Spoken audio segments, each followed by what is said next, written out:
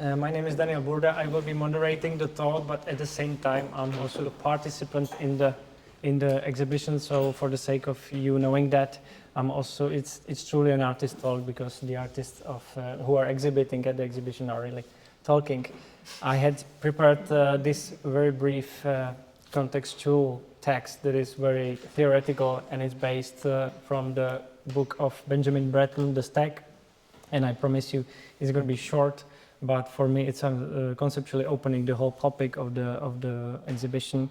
So let me start with that, and then I promise I will be asking the artists the funny stuff, but I wanted to introduce the whole thing, the whole spectrum, the whole for me, what is the thoughts that are behind all the artworks at the exhibition, and it's about how it's called, placebo techno-radicalism, which I can't even pronounce. So you see, it's very theoretical, but I feel like the words explain it for themselves.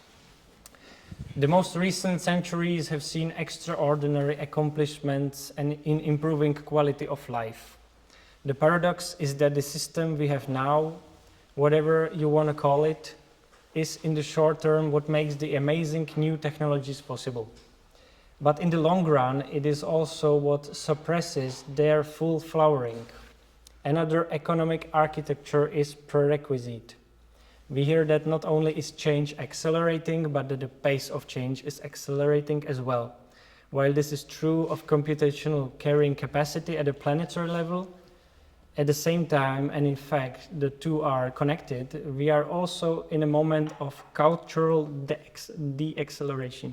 And bear with me, this text was written in 2018, so I think it's quite up to date. I'm back to the quotation, sorry. We invest our energy in futuristic information technologies, including our cars, but drive them home to kitsch architecture copied from the 18th century. The future on offer is one in which everything changes, so as long as everything stays the same. We'll have our Google Glass, but still also business casual. This timidity is our path to the future. It's an answer, it's a question mark.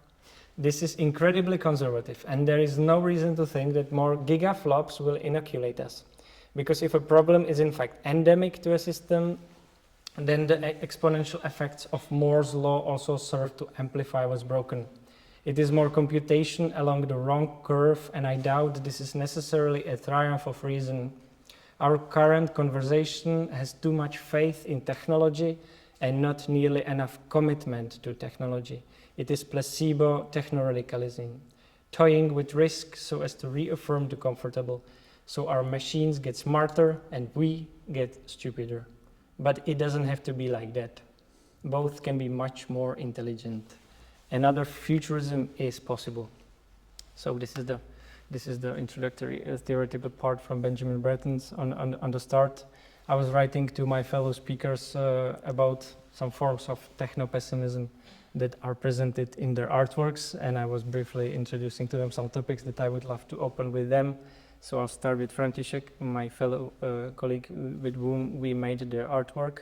And I wanted to start with you, František, on the fact that we were actually collaborating on the artwork based on the subject that we attended at the university in FAMU that was actually lectured by Lukáš Likavčan, which of one of the exports was this video, and also there was another part of the work that is not present in the video at all, and this was our artistic research, which was taking place in Rotterdam, naval court. So I would like to ask you whether you can elaborate maybe a date on that, because that's a part of the artworks that nobody actually saw at the exhibition of Poetics of Encryption.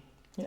Okay, so I will maybe start from a more general point of view. So as Daniel was saying, the video was made like under guidance of Lukáš Likavčan, who actually in that time was writing the book Comparative Planetology, and it's also like a fellow researcher and academic of NADIM.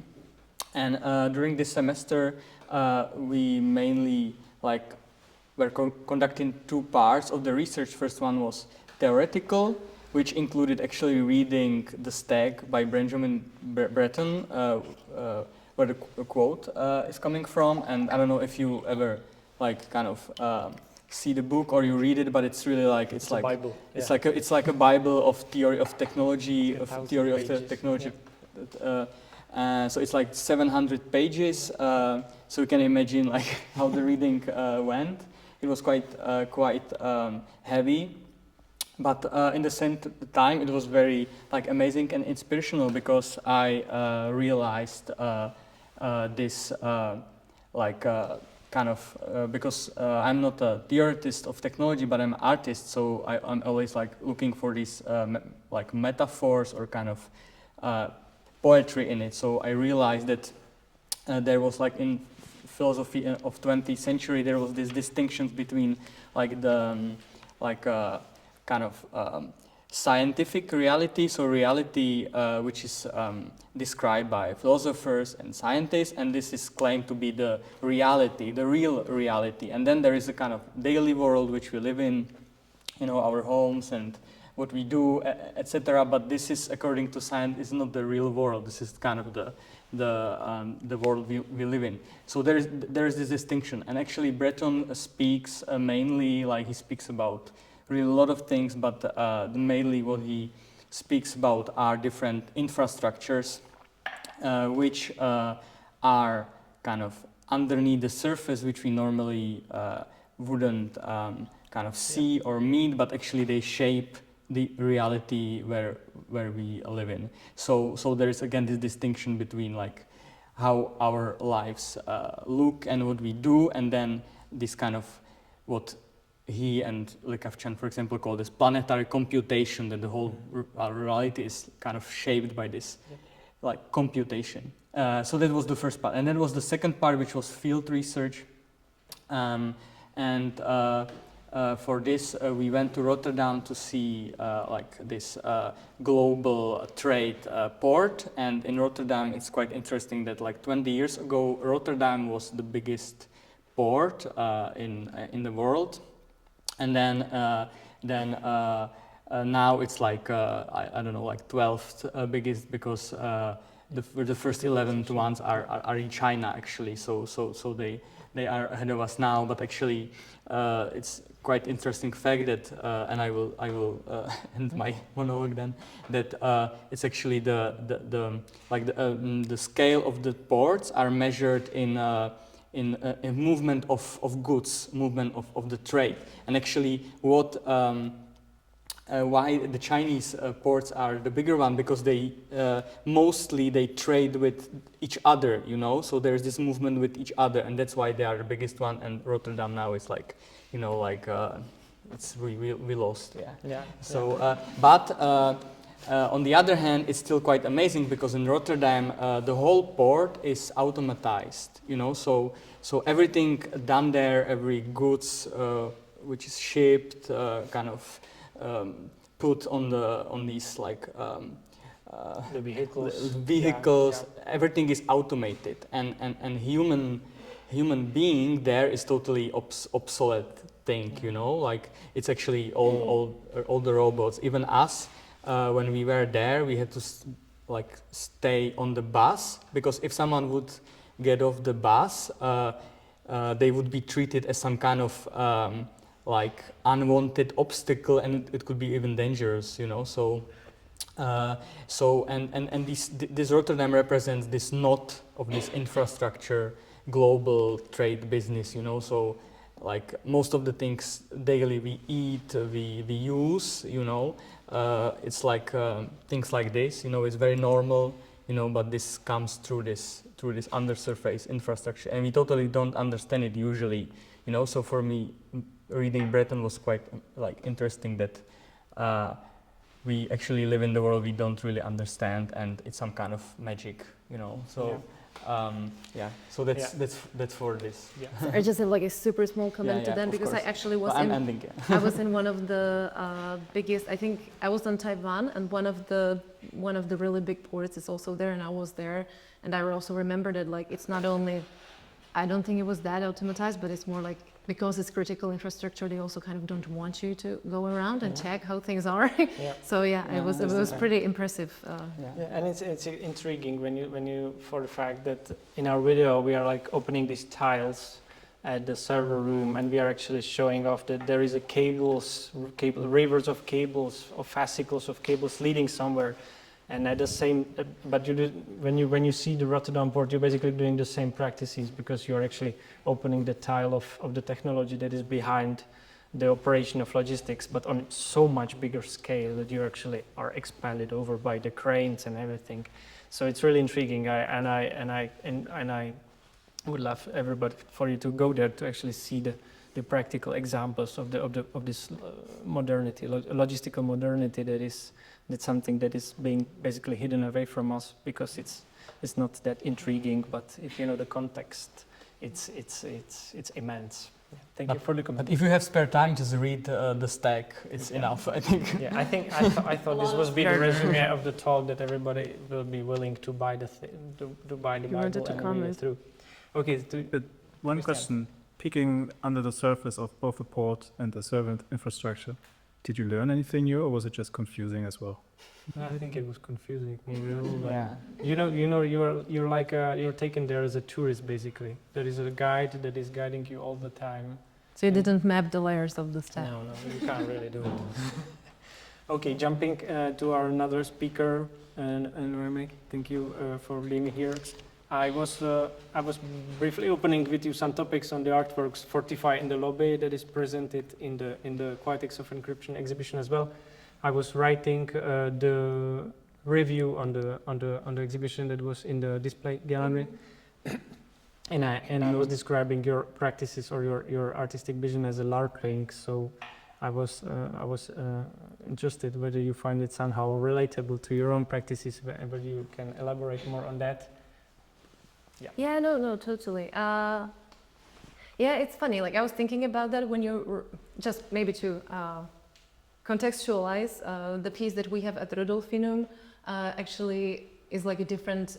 The whole installation is new, but the story behind and like the main theme we already worked with in a previous solo exhibition and display. So it's not exactly the same piece, but the story is the same. It was interesting when I was reading the review, because I guess it makes sense on some level, but I never thought about it that way, because I think that definitely I think we appreciate a lot of the like DIY aesthetics that's usually tied to LARPing, and also we did work with LARPing a few times, especially in one previous project. There was kind of a LARP, but like made into a video. But it's funny that I think we kind of more enjoy being the ones who set the rules of the game than the ones who are actually LARPing. Yeah. And it kind of proved itself also when last year or something, I think last year when we went to the Overkill Festival, and there was some people like Samuel Caps and like Theotrian Tifilides, and like they are really into LARPing as artistic practice, and they did a LARP there, and they were like, yeah, like you guys, like just join us. And like we tried, and we were super intimidated, and like we just don't. So I don't know. A few times it happens then that people understand this interest as, like come and like make some performative physical stuff with us, and we're like, actually, we don't really feel like we can do that. Like it's not in our nature much.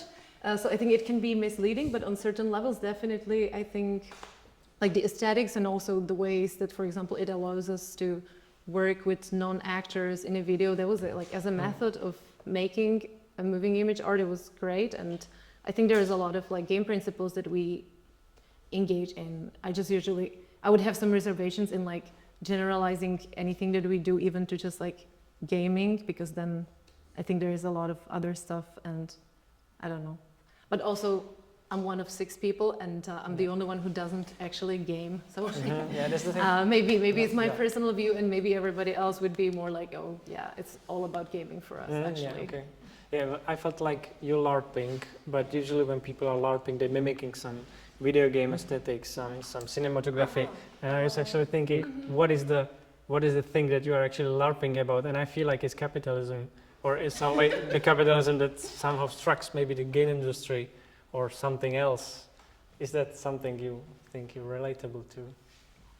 That's interesting. I think in a way, I think you could say that in terms of, and I think it kind of relates to, I don't know, you pitched some ideas about even like techno-pessimism and sort of, I think that kind of relates to that, I guess, maybe in the approach of some, in terms of like the seriousness or like mockery that's present in it.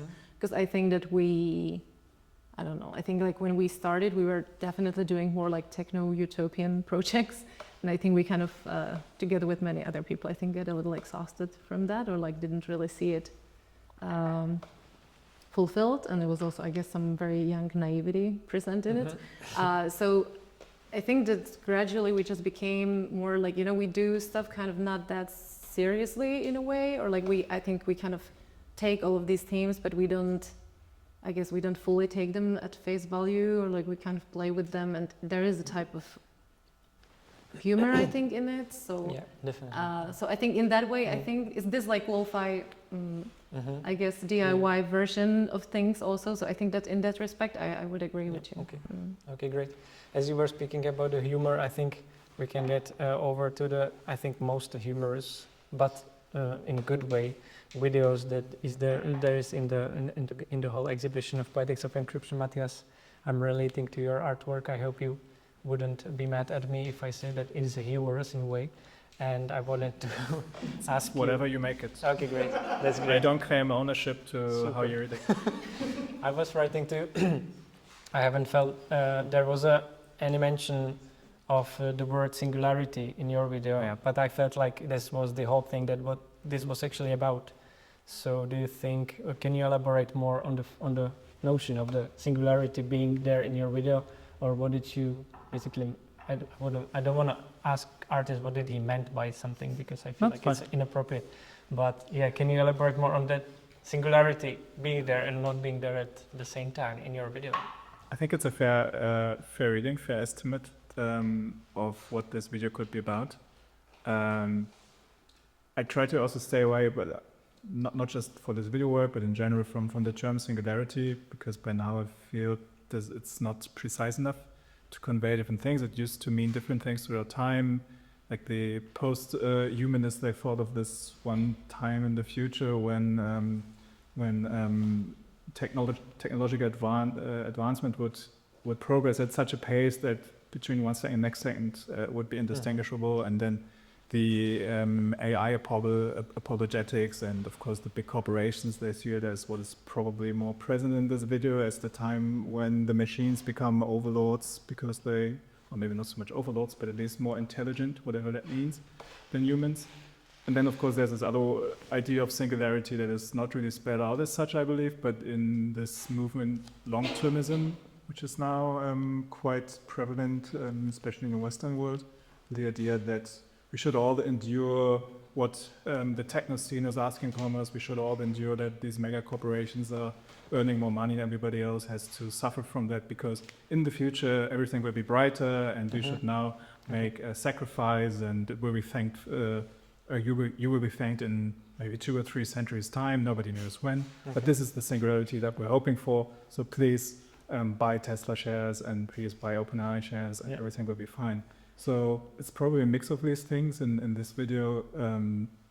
I hope it conveys a sort of future that is not immediately understood as a future. At least the video tries to start out as something that could be contemporary, and then just over the course of the video seems to be some strange futuristic vision where some things are familiar and others are not so much. Yeah, there were like so many interesting subjects that I would like to ask you, but we just finished first round, and I would like to propose to the audience, but there is somebody that is willing to pose a question, because I'll really not be posing that on myself all the time, so feel free to ask. I'd be really happy, because we don't want to have the gap here. So if anybody has a question, you can ask, so don't be ashamed. Otherwise I'll be asking, and you don't want that. So nobody? No? Okay, but hop in anytime, yeah? You can do it. So, yeah. So let's do one more round. I still have like a second round of questions at every one of you. František, I wanted to ask about your practices of your other artworks, I always felt like they are very emotional, but in a way that I don't feel like you're crying out. I feel like you are somehow relating to the stuff of pop culture and your own memories, and you're relating them in an emotional kind of way to actually approach your audience. Is this video that is presenting in Rudolf, is so much far away from all your other practices? Yeah. So as I said, like this video was kind of made in like under specific circumstances. But when I was thinking about this question before I came here, I realized, that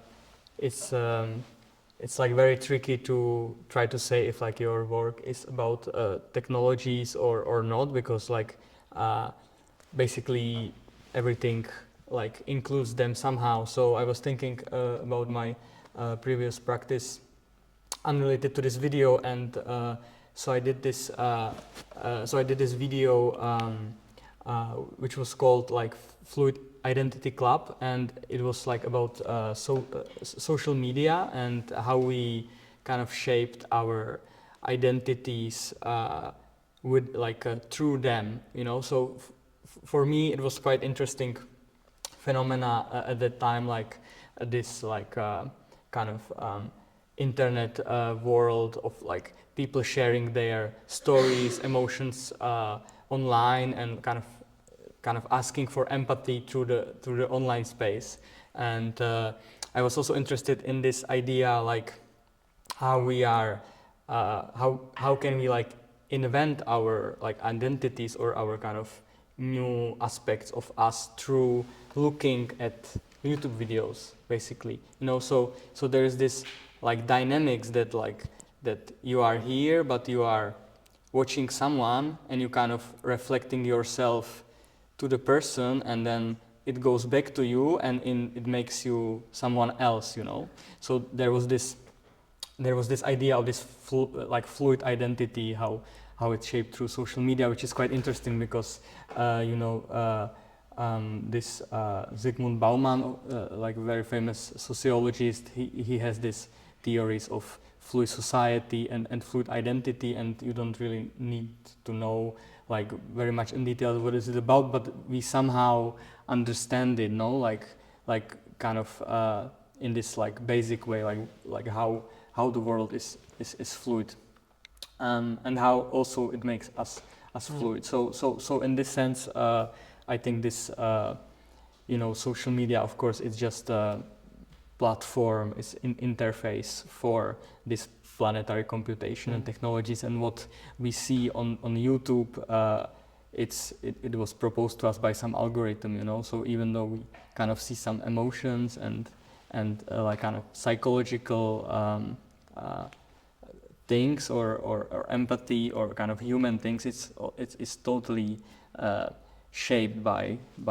algorithms. So I think it's so intertwined that it doesn't even matter if I do like works about technology or not, because it's always there anyway, Yeah, from a broader point of view, definitely, but I'm going to turn you in for the audience because it's not that conceptual, because František is basically singing on the bass of Sinead O'Connor's thing compares to you, so it doesn't really feel that conceptual, so Yeah, I forgot to say that. Yeah, so Sinead O'Connor, she was like a very, I don't know, she's a singer and very famous in the 90s, and like this pop star, but then kind of in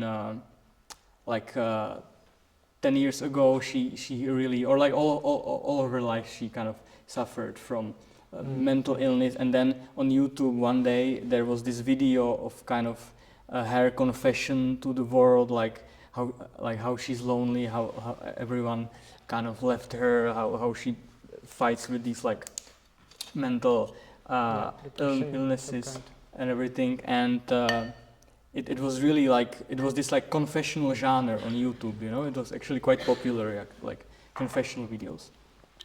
And I don't know, I somehow like at that time identified with her like so much, I almost thought like I'm becoming her somehow through the YouTube, So I made this video like kind of, I'm like, how to say, like I'm acting as a Shinit and I'm singing with her, and kind of our identities merge, you know. But it's through this YouTube like algorithm. So Flow. Yeah. yeah, so That's it's cool. like it's not. Yeah, it's very like it's very straightforward work. Mhm. You can find it somewhere on YouTube. Maybe. Yeah, it's nice. It's nice too. Thank you. Okay, now to Noemi.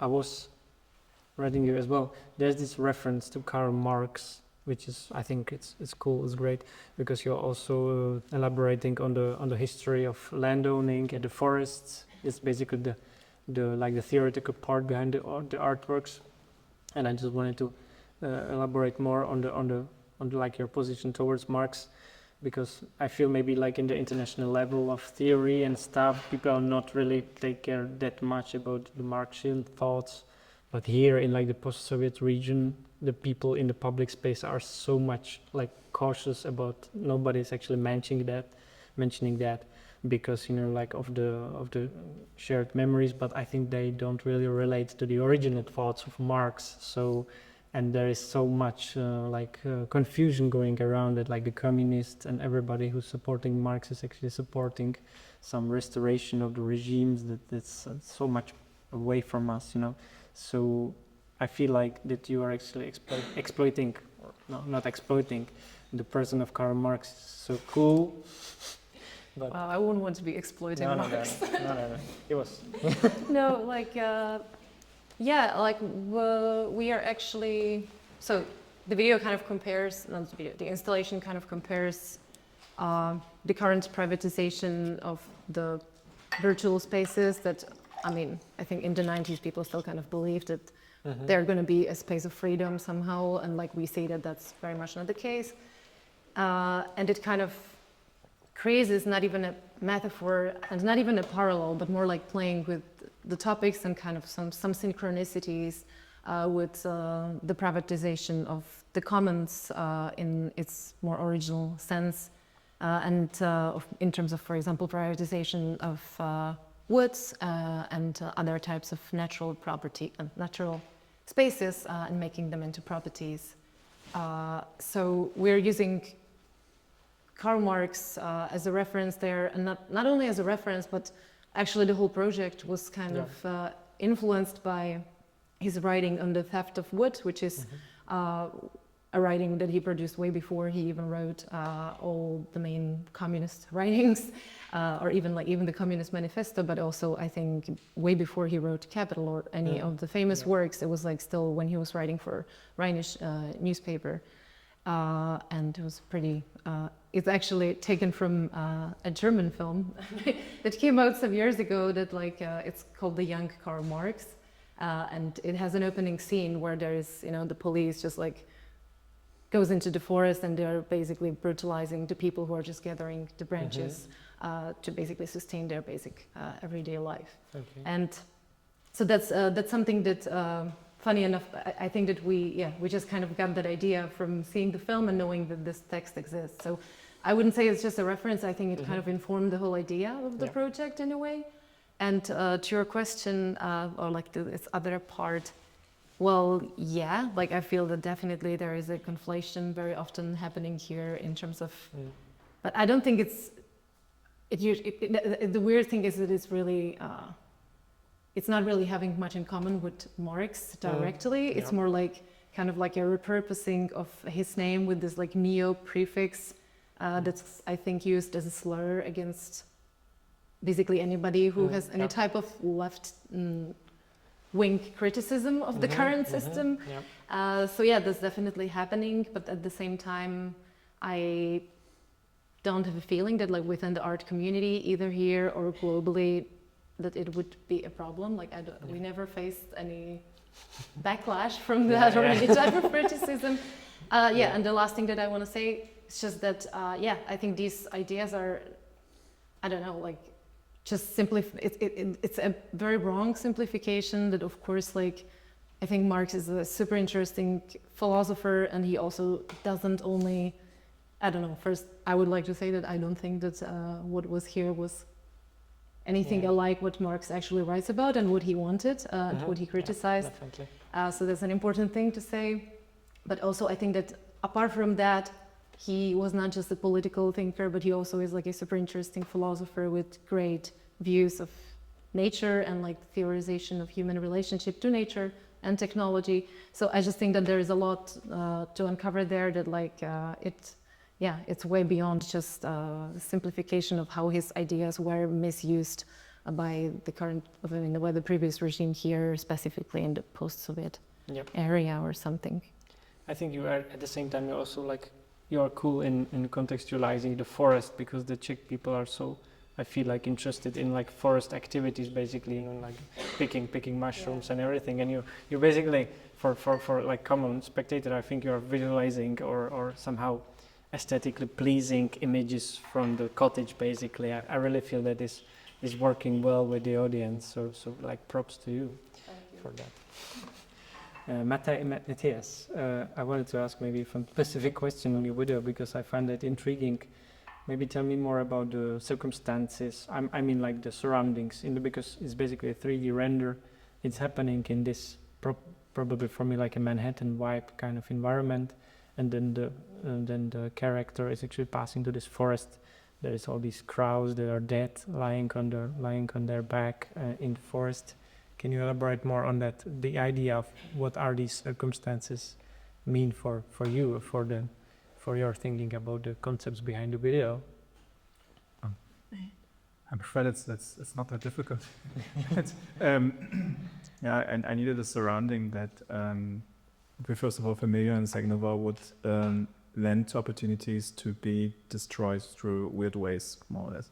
Because this character is walking through a world that should be familiar in some way, so it couldn't be too much of a, let's say, fantasy world or something too much out there, but something that is ultimately familiar to the viewer, and then could be destroyed in certain ways to reveal that it's a very weird place to be. It's a very unfamiliar place in the end, and something that ultimately is governed by some, or as you were also exploring in your own work, governed by some infrastructural, in this instance technological systems that are just not possible to understand and have some, seem to be running everything, you know.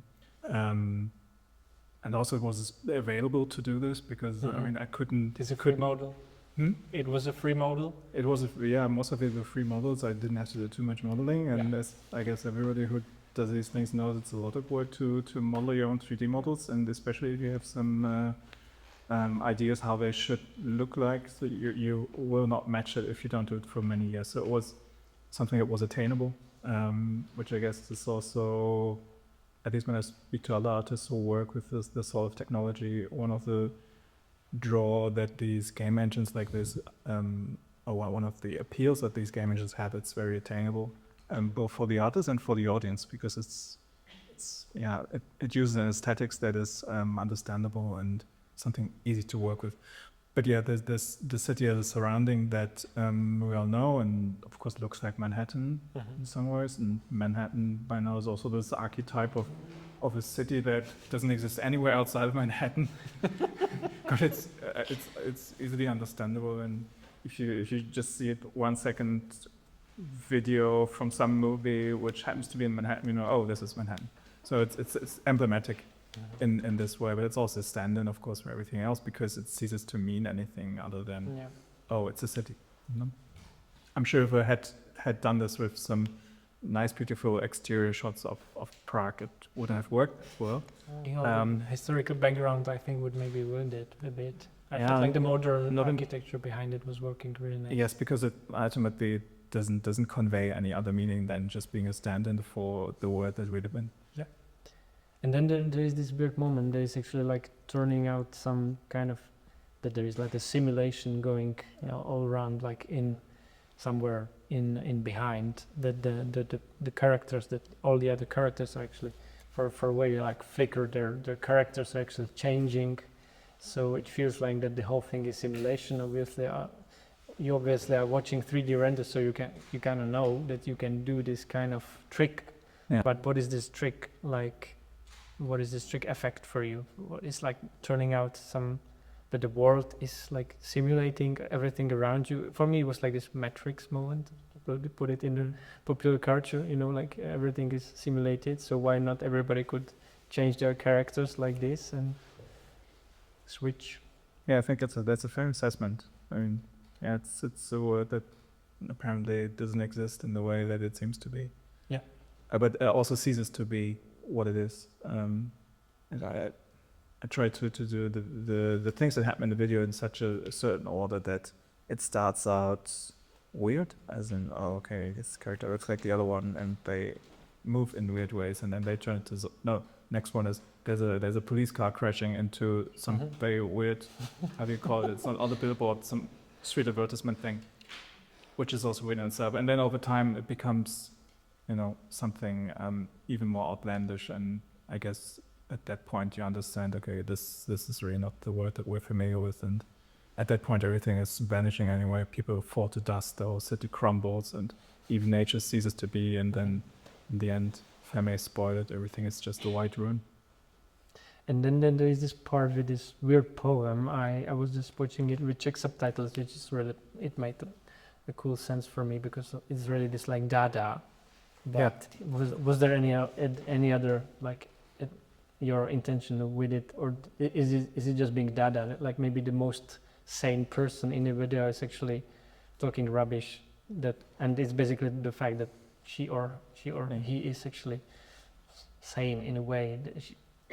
Yeah, that's very much intentional. I have to be very thankful to the translators. Yeah, it felt like it was really cool translation. Because I don't speak any Czech, and this is also the only reason why we have this in English, because I can speak any Czech. So thank you for including this. Yeah, the notion harks back to that there's this one person who is introduced some kind of resistance fighter to this order that ultimately spoiled the world, and then she can only operate safely by basically subverting the system, by being just not understandable, which relates to at least this very instance when I did this work, when the first big-scale large language models such as like ChatGPT came out, and it was a big fun to look for all of the ways how it doesn't work and to hack it. It was possible to hack it. They call it AI poisoning. And one thing was just to produce gibberish. Because ultimately this thing doesn't have any understanding, any there is no meaning in these things. So if you just flood it with meaningless things, funny things happen. And but if you, I'm not sure about the Czech version because I don't understand it, but the original English one was created in such a way that etymologically, many of the words sound familiar, but they don't have any meaning at all. So they stem from old English roots, and also in the German versions, old Germanic roots. And if you pay attention and if you piece it together, you understand that there's actually some kind of a message of, basically how to do resistance, which is a notion I borrowed from Lewis Carroll's Alice in Wonderland, where there's the character of the Jabberwocky. It's this demon figure that is threatening everything, and this Jabberwocky is introduced in a poem just like this, which you don't understand, and it's just etymological mayhem happening there. Yeah, just for the Czech spectators, I took a photo. I took it from the phone screen. Podbradky trčí jim chamtivě spichle, šíří své báchorky koteliko. So I feel like some of these slides are really cool in Czech as well, because I was just actually I was about to ask Matthias, or maybe you and all of us, like about this moment in the video. It was quite crucial because I mean, we can call it like gibberish or Dada, but you know, there the person, the Samantha, the character, she was like the last one resistance kind of force, and but for me it was a poetry actually, you know, it was a poem. She sang a poem, and so I was wondering if if we can think that poetry is still could be like a resistance, and or like will it be hijacked by AI as well soon, or maybe it is, but you know, it's like very like the poetics. I mean, also the exhibition is called like Poetics of Encryption. So I was wondering about that, you know, if like poetics can be maybe is it a thing which is still like kind of human and it resists these, you know, computing because the computing always works on some kind of logic system or some kind of like systems of code, yeah, and I think poems sometimes just don't, you know. I mean, we can interpret it like linguistically or like by rhythm, etc., but still there is always something more, like what makes the good poem. A good poem is always the more about it, you know. So I was thinking if the more about poetry can be somehow important for us today when we face this, you know, like apocalypse or soon to be. Okay. I'm not sure about poetry or what makes a good poem, but I think there's a surge of poetry in the arts in the wider sense in the last years, and it must come from somewhere. It doesn't have a big place in my personal practice, but I know a lot of people who use it quite extensively, and they seem to share the notion that it's a form of expression that, yeah, adds something human back in a time where everything seems to be cold and computerized, if you. But I also like the comparison to Dada, which is a movement very close to me. I wouldn't say I'm a Dadaist, but it feels to me like the proto-punks of the 20s and the ones who were the most political. And especially if you read their writings, I mean, there were in these things something really to aspire to. I'm still waiting for a neo-Dada movement. Maybe it has already happened. We get like 10 more minutes. Chance for you, the spectators, to pose any questions. Nobody? Because I'll pass to the bloopers, because I feel like for the final we can go for on a humor side. So, František, let's do a blooper on our account. There's not that many people. It was a schoolwork. And it took us like 2 afternoons to shoot the whole thing. Could you ever imagine it's going to end up at the Rudolfinum? And can you maybe elaborate more on the fact that Nadim has actually saw it and it was such a big coincidence for us? Yeah. So the story is that Lukáš Lekavčan and Nadim are friends, or were at the time. I don't know if they still are, or probably yes. Yeah. And actually, so Lukáš showed this video to Nadim, and he actually used this as a background within his kind of lecture when he became this digital curator at Goethe-Institutu. No? Yeah. He's seen the piece at Sonic Acts. So Lukáš was giving lecture at Sonic Acts. Yeah, he saw the video, and then he used it as a background for his like initial lecture as a curator at Goethe-Institutu in Berlin, you know. And I don't know how, but he somehow remembers the video, because for him apparently it was somehow like important, because, you know, it marked this so he so now it's there. Yeah, it was incidental. That's the story. It's not so funny actually, but well, the iPhone was yours, so I think that's a funny part. I was dismantling. It's a poetics of coincidence. I would say, very much so. Yeah. Also, some of the footage is found footage, and some of the footage was shown at the place I used to work. So, you know, it was made out of abundance, possibly, but also at like a no budget and in no time. And I really need to put my heads down for Anishka, who isn't here, but she edited in 2 hours maybe. So you never know what's gonna happen to your material. So you can either worry and put so much work in it, and you can just maybe go with the flow, and it's gonna end up at the Rudolfinum one day, probably. Yeah. So that was a blooper on our account. Noemi, I was wondering, because I really love the location where the guy is dancing. What is the location? How do you find those? Because you always have so really nice landscapes. You do a lot of trips around Czechia. Well, when we have time, yes. But it's actually a bit funny, because we like to go to nature, and we also like, a bigger part of us like climbing. So, for example, even like Marxist framing came as like a theoretical like background for that, but originally we encountered the story of this installation, and that was like a little information board in the forest where the poacher ranger wars were happening, and there was like a brutal depiction of what they were doing to each other. And we were on a trip together as BCAA, and we found that, and we were like, we just couldn't like we started to like research it because of that. So even just the idea for the whole piece actually was created in nature on a trip. Okay. But wait, what you were asking about? The location where the guys kind of reproducing the. I actually don't, because we were considering several castles and hills, and I think it's in the like České středohoří, but I don't remember the specific spot. I would need to. Sorry, it's some like Czech castle name. Anyway, it's like sorry, I don't remember the specific. I think maybe it's a simulation. Maybe it's a simulation. Yeah. No, I'm horrible with these like with names like this. I don't know. I can't recall now how it was called, but it's České středohoří. It's like an hour from Prague. It's not hard. I guess like the Czech landscape is gonna go through some of the resurrection because of the Kingdom Come deliverance as well. Because we have like all these beautiful sites, natural heritages.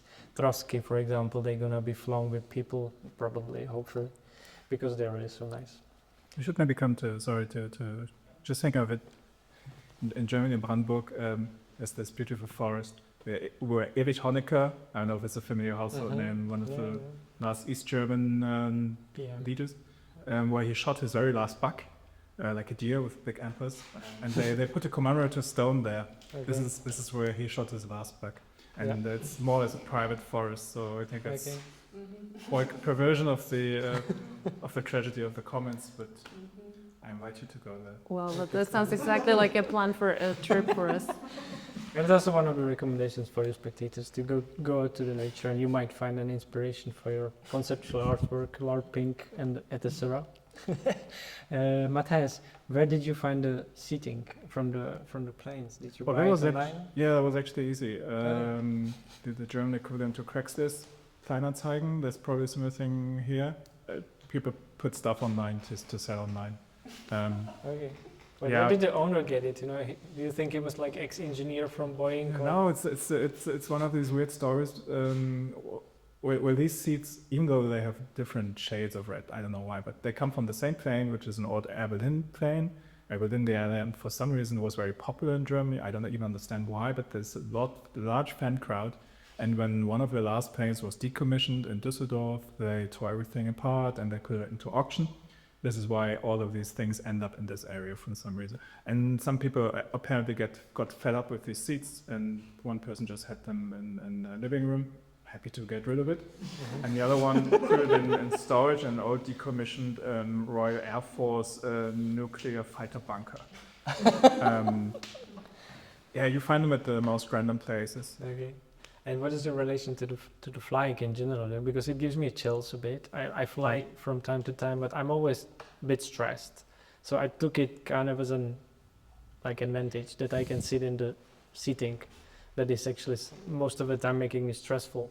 But in this very context, I could have just been watching an artistic video, which is so cool. But what is your relation to the seatings from the plane being there actually? Yeah, there were several pragmatic reasons to use them. First of all, I mentioned earlier, I prefer to have videos that need subtitles if you are not forced to read them, so they have different screens.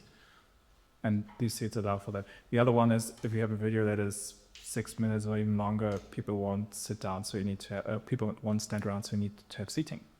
So it's another pragmatic thing. The other one is I wanted to have something on an incline. That's something that I learned from communist architecture, or these memorials where like in Berlin, there's this one memorial where you walk up to this statue of the fallen soldier of the Red Army, and they put the way there, like in the park. It's a park setting. They put an incline, only 1 or 2 degrees. And at first, it's a bit unsettling, and then later on, when the statues were really, you learn, okay, this is a psychological mind game going on.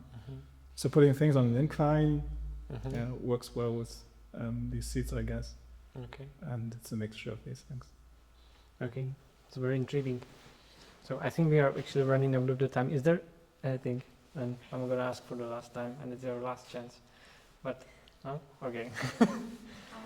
Okay, great. Thank you very much. Thanks for taking the challenge.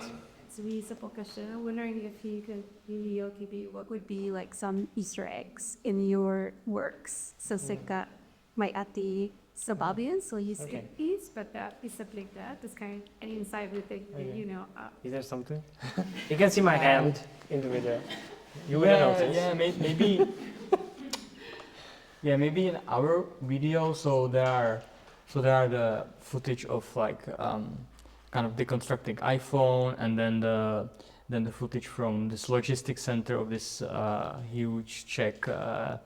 shop. It's actually Alza. Yeah, We can't say. it's supposed to be secret, but.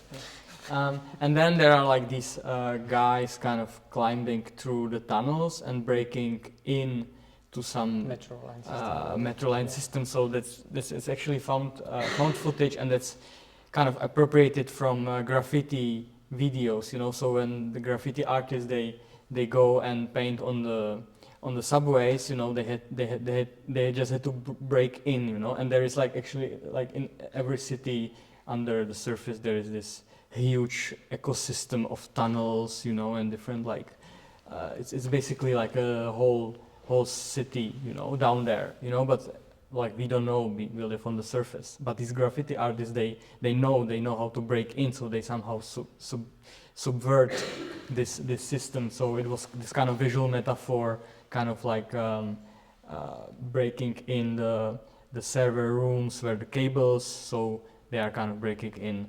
But it's appropriated. But we of course we cut out the parts where they actually doing the graffiti. So it might seem that it's something else happening, but yeah, basically these are graffiti artists. Yeah, and I have one more to add. If you stand close enough to the speakers, you can hear there's three languages. There's one language that was put there just really plainly, just out of sheer coincidence, and it's Chinese, but we don't know what the guy is saying. But he was presenting some kind of patchwork, whatever, at some YouTube video. Then there is Czech, the guy who was actually guiding us through the word warehouse, but I don't recollect what he was saying. But you can get a glimpse of some of the words if you listen carefully. And then there is English, I think. So yeah, and that's it. And you can see the decomposition of old František's phone there. Yeah, and it was never put back, obviously. Yeah. It was a sacrifice for the art. It was one-way process. Yeah. Okay. Noemi, is there any Easter egg? I'm curious. Well, it's hard for me to say because I don't know what's okay. I think I don't know what's directly visible or what people actually understand. But I think our work is very typical for being like we always create a lot of lore, and then I think the final output, I'm not sure how much people actually understand what we wanted to say. So technically, I think that there are some things that are kind of small, I think, details or like remediations of stuff that we did in the past that I think most people probably don't notice.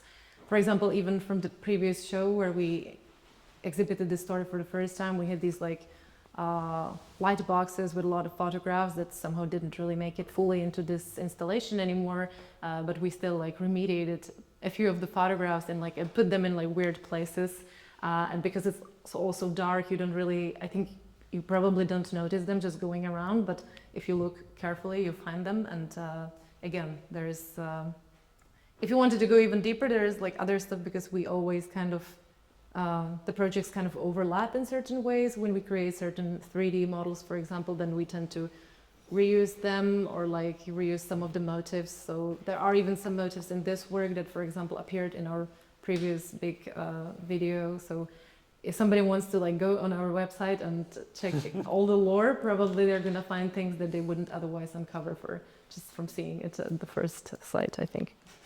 And is the paper puzzles that are later, is there like solvable? Can you get all of them and solve the image? No, that's just like because it looks kind of too stupid to have like the full like puzzle play that we get manufactured somewhere, so we kind of arranged it a bit. But yeah, it's, for example, like it's me hanging from the tree like there. I don't think it's like that visible, but that's another Easter egg. Because we don't have like we don't have money to like pay people to like so we're just like all of it is usually just ourselves doing it with ourselves. So. Yeah, I really love the sand weights that are by the base of all of the. It's so cool, like playful scenography. I must say, I felt like somebody was doing that for you, but I felt like you did everything on your own, right? Well, this, like, I think that's a very typical situation, like, that literally we just created the constructions and we were like, okay, but then you put the TVs in and it's gonna flip. So we're just, we need some weight, and we kind of didn't want it to be like, we kind of wanted to be like honest with the weight. And it, so I don't know, we didn't try to like hide it or like be too sophisticated about it, because I think it kind of also just connects with the overall more lo-fi approach to aesthetics or something. I don't know, it just felt natural, but yeah. And is this material Utah? Mm-hmm, Right? yeah. What is this? The bags are made of. But that's again a bit of a joke, because I mean, it's kind of the material that I think has this historical, like it has this like weird historical connotations from. So I don't know. It's again, we're kind of working with different times or like time moments in the. People are bringing coffee beans in those, I think, which is very like. Into hipster coffee places only, though. Otherwise, it's probably plastic bags. Okay, thank you.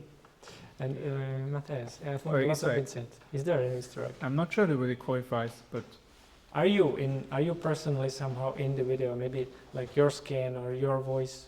no, but I'm doing the motion capturing for the faces. Okay. Again, it's attainable and easy. There's no particular reason. But if it qualifies as an Easter egg, if you watch the work, this guy is talking about some random people in the middle. I won't spoil the names, so you can go back to the gallery. And if you write down these names, and if you put them at least on ChatGPT version 2, I think also 3.0, they used to be also online, even though newer ones were available. I'm not sure if that's still the case. But if you ask ChatGPT about them, something very funny will happen, which I won't spoil. If it doesn't work out, because this verse is not available anymore, just Google these names also in relation to ChatGPT, and you will find out research into what these names are, what they mean, and what it reveals about large language models and how they fail in very hilarious ways. So these people are portrayed as resistance fighters for good reason. So I encourage you to look them up. Okay, that's a bit also cool rundown of Easter eggs. Is there any other questions? Okay, I feel like I'll leave you to it, as your character says at the very end of the video, which is a really cool moment. I love the music there. I could be listening to that all the time. And thank you for coming. Thank you, František Fekete. Thank you, Noemi Purkrábková. And thank you, Matthias Planitzer, for attending.